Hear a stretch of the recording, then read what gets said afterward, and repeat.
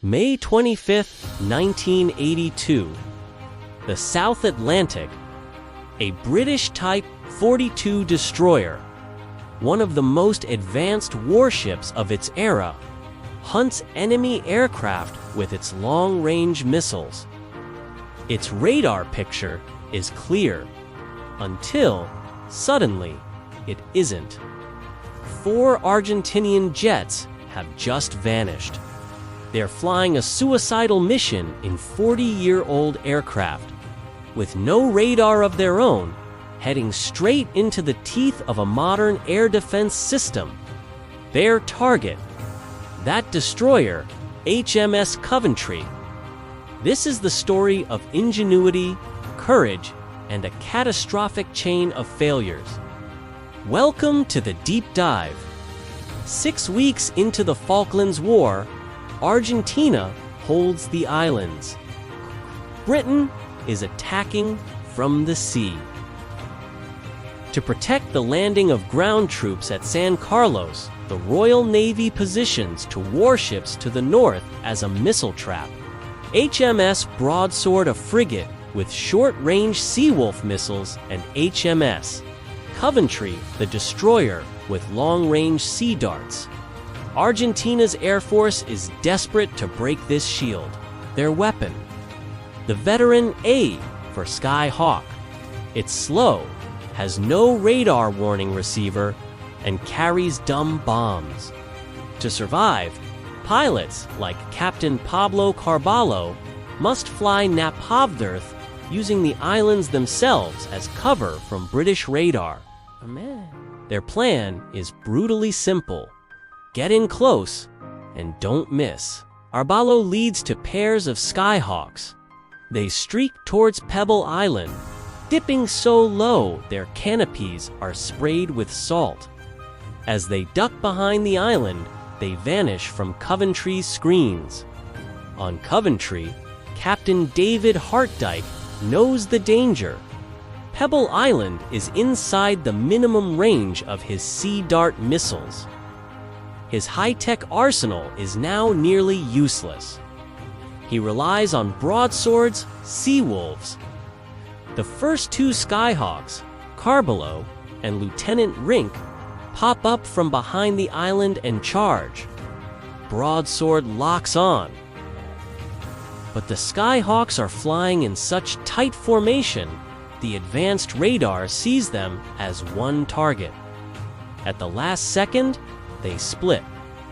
The system's computer overloads, trying to calculate 2 sets of coordinates from one blip.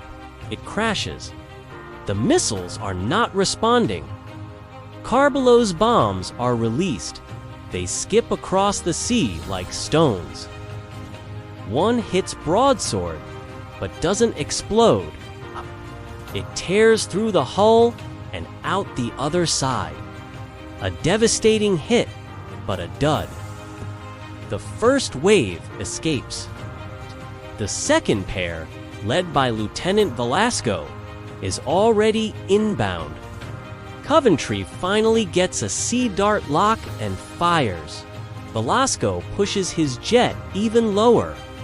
The missile loses him in the sea clutter and flies harmlessly away. Now, it's a gunfight.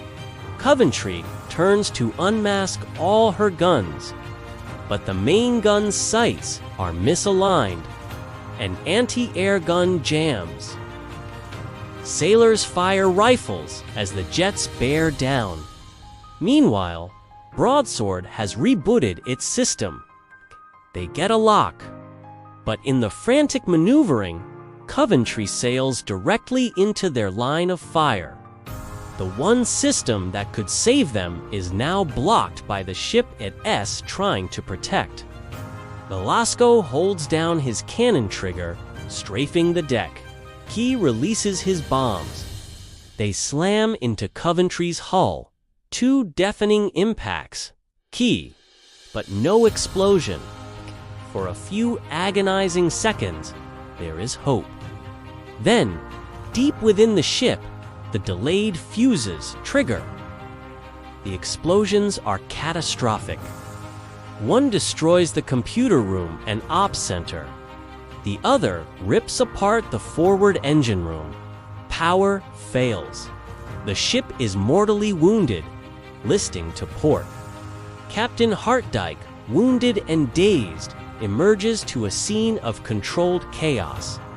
His crew executes a textbook evacuation, rescuing trapped mates and launching rafts. After ensuring every man he can see is off, Hartdike, the last man, steps into a raft. 19 of his men did not make it. All for Argentinian pilots returned as heroes.